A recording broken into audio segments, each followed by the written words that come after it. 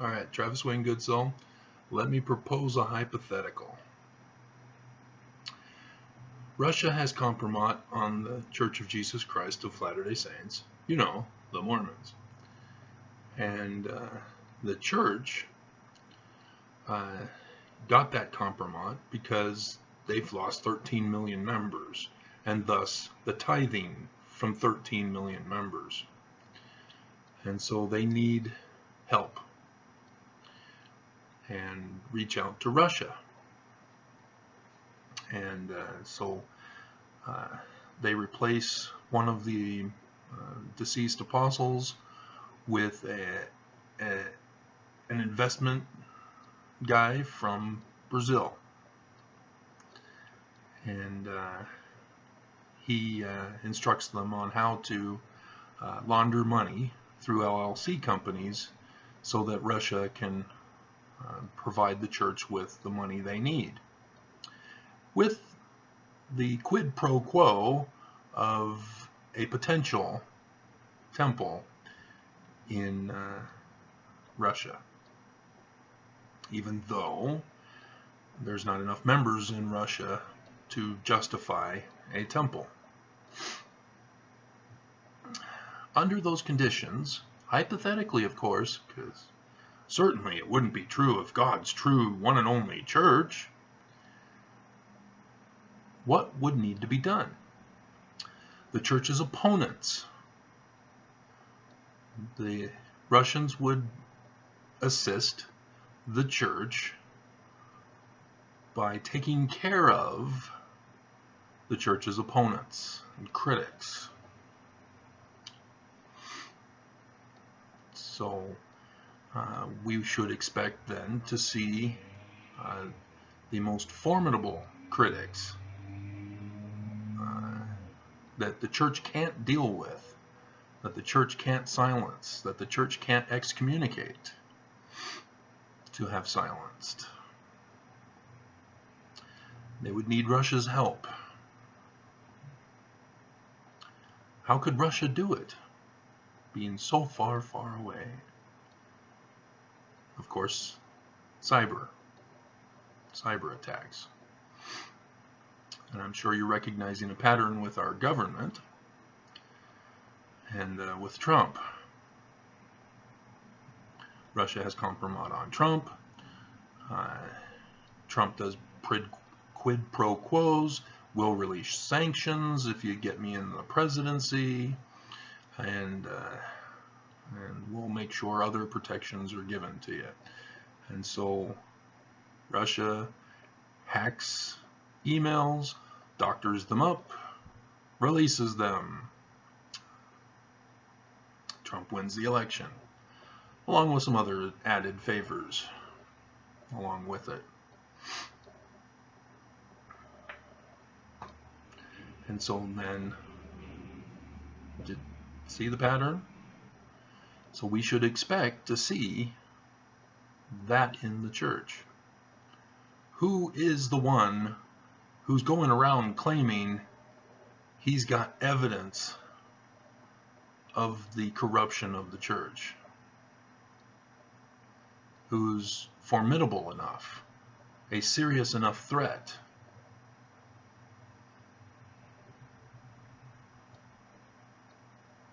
Someone who they've hacked back in the beginning when they recognized, uh-oh, this guy is a potential threat.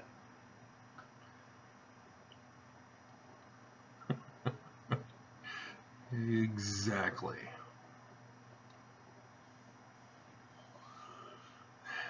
So yeah, I'm not hearing about the Russians attacking John Dehlin or Paul Adams or Lee Baker, none of those guys.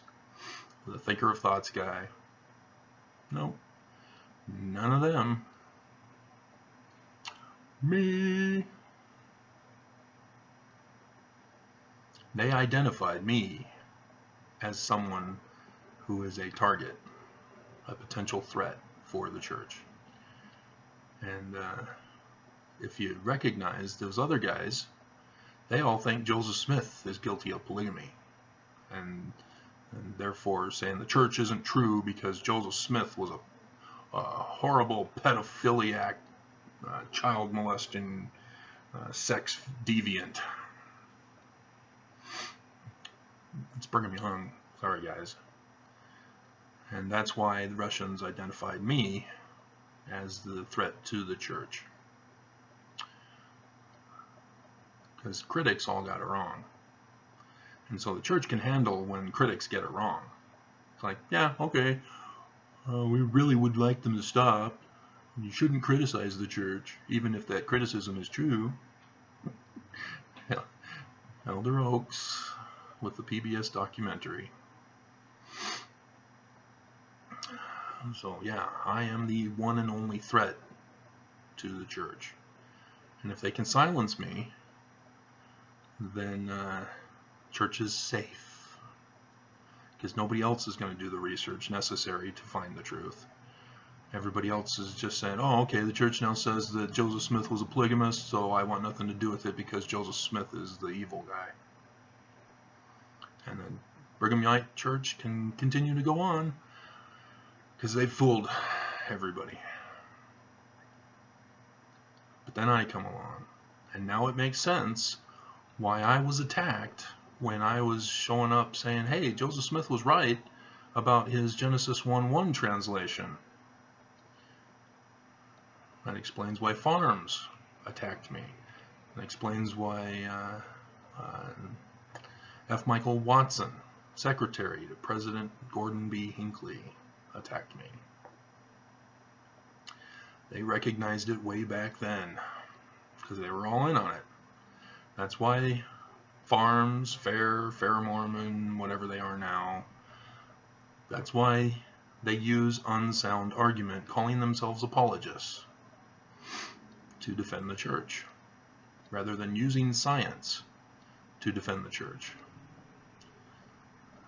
That's why Ed gave up and went back to the apologists who banned him in the first place, because they hung out a carrot, said, hey, you want back in? You know, we'll let you submit a document, but it has to be an apologetic document. Can't be one of your scientific documents. And so Ed falls for it, and he leaves our group, and he's now back in the apologetics.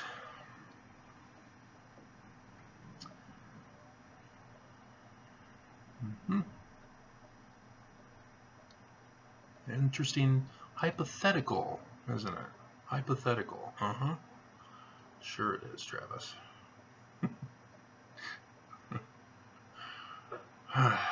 So yeah, without money, I can't get food, I can't pay bills, and so yeah, we'll see what Amazon and ACX can do for me, but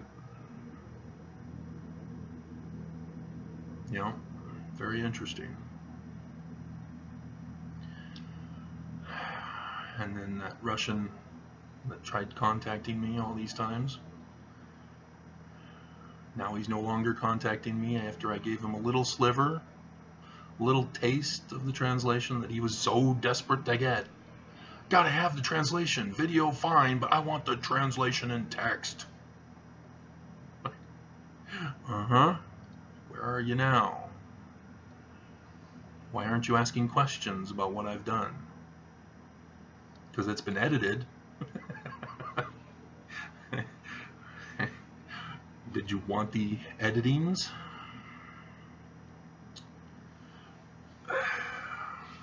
You know,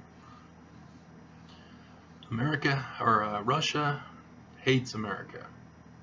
And people don't get that here in America. They don't understand.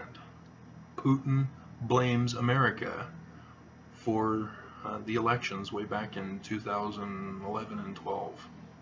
I think 12. But, or I guess it was 11, because then they had to redo it in 12.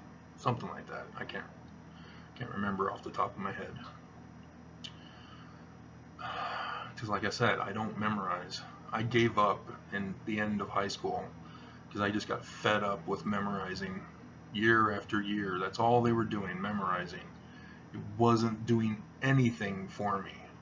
You know, I take the career aptitude tests, and they say, you don't qualify for anything? Not even janitor or sanitation worker? And so, so yeah.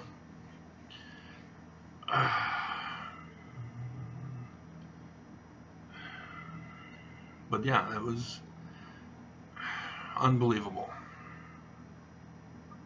And I still remember those questions, though. They weren't really designed appropriately, because I could always tell when they have questions, like in math. I didn't do well when they had the whatever the formulas with questions. You had to turn them into a formula and solve the question.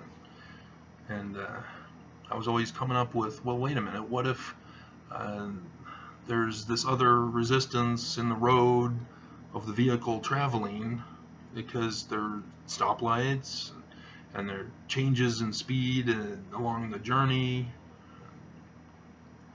you know, those types of inquiries.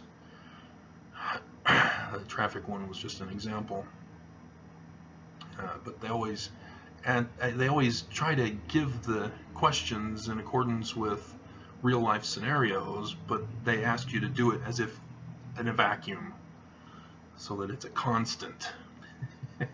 So that the person is driving 55 miles an hour the whole way, even in the city area, city zone, residential area. It's like, wait a minute. You can't do that. You get pulled over for a speeding ticket, and that would delay the time that it would take to get to wherever he's going. Especially if school's in session and he passes a school zone. So yeah, those tests and questions were inaccurately presented, and so it caused confusion as I was taking the tests. And so yeah, interesting, because I'm nobody, you know. I think I have over 200, maybe I'm at 300 followers on, or subscribers, I guess they call them on YouTube. That's not a lot. You know, the Mormon girl who talks about her mission, you know, Sunday Jess, I guess, you know, she has over 1,000. She gets over 1,000 views in one day.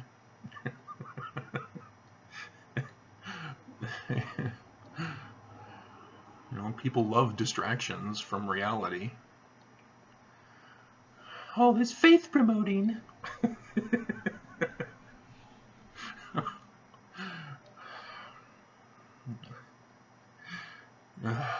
Again, those code words.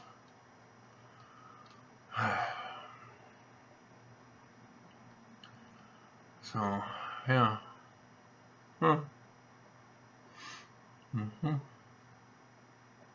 Very interesting. The church then, under that hypothetical example, would either be aware of, or Russia would do it for them and then hold it over them as compromise, further compromise. Because if they eliminate me as an opposition to the church, then they can come back to the church and say, hey, we got rid of this guy for you. Now we want you to do this for us. That's how it works.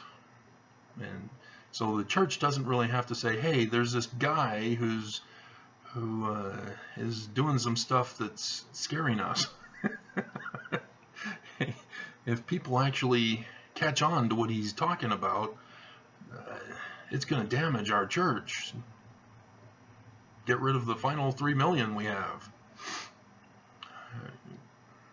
Get us arrested by the FBI. Because I did go to the FBI. I said, hey, the church is doing this. Nothing. Everybody's protecting the church. Lawyers are protecting the church. FBI is protecting the church.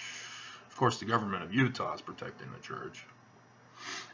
And so, yeah, this latest news down at BYU of the police getting busted for not turning in all the reports necessary about sex assaults. Yeah, that was a big shocker, because nobody goes up against the church.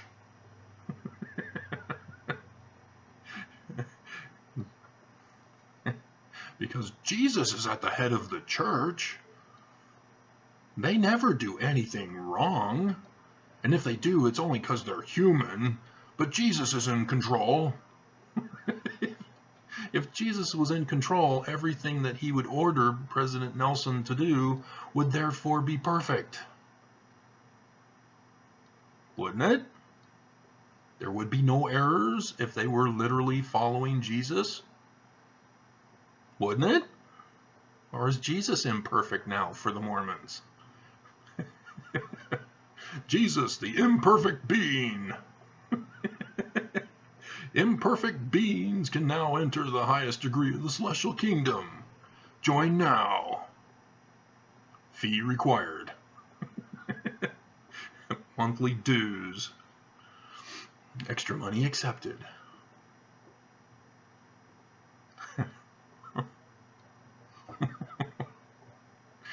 Oh man.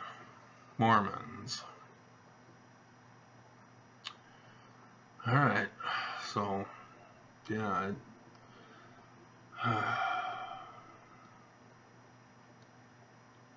yeah, they're not going to get back to me until Sunday, and I still have yet to hear back from ACX. I'm never going to get paid. Stargate, yes. I figured out how to do a reference from Stargate.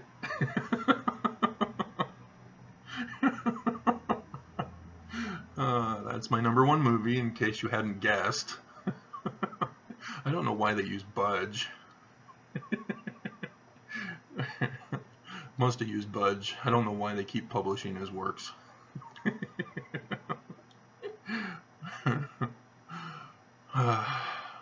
It's not Stairway to Heaven. It's Stargate. I don't think it was Stairway to Heaven, was it? That would be hilarious if it was.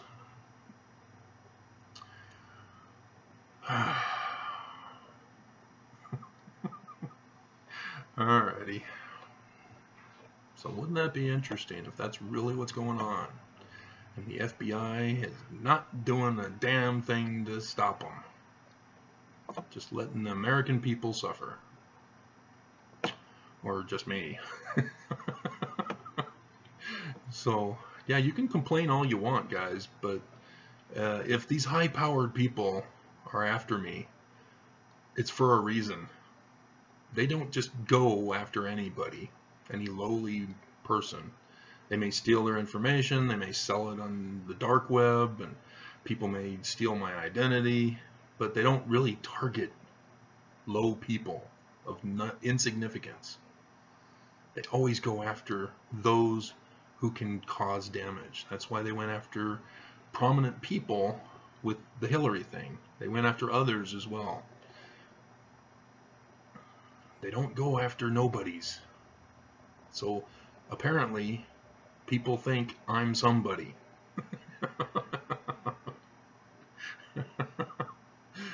And so yeah, with the connection with the church, that makes sense. So there you go. Breaking news about church corruption and a compromise with Russia and a quid pro quo to exterminate an American citizen who's got the goods on the church.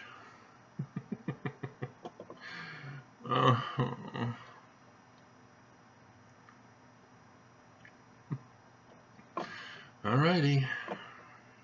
Hey, I've done 6 years of unjust incarceration. I can handle this. Maybe. At least maybe now I'll lose weight.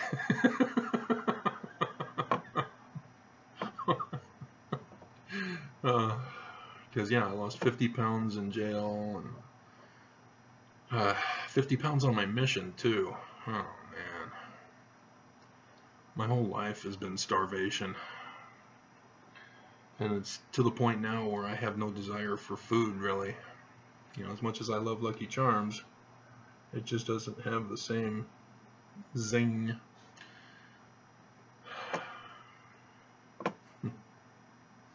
But that's what happens when you get starved through your life.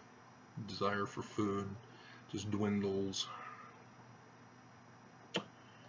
Or when you sleep too much, your desire to be awake dwindles. Or if you're awake too much and you keep getting woken up in the middle of the night because you can't sleep, you know, sleep goes. Okay, well, yeah, it's part of deprivation torture. Alrighty, so yeah, I don't really have anything to do now.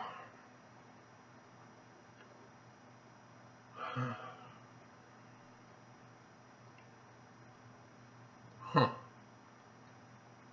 Can you imagine if a whistleblower came out and said, hey, we've got the goods on the church, we have Russia saying that they are targeting certain people?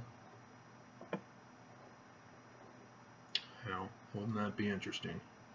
But yeah, it would make sense. Alright, well, until I come up with something else to talk about. Brethren, adieu. Secret coding.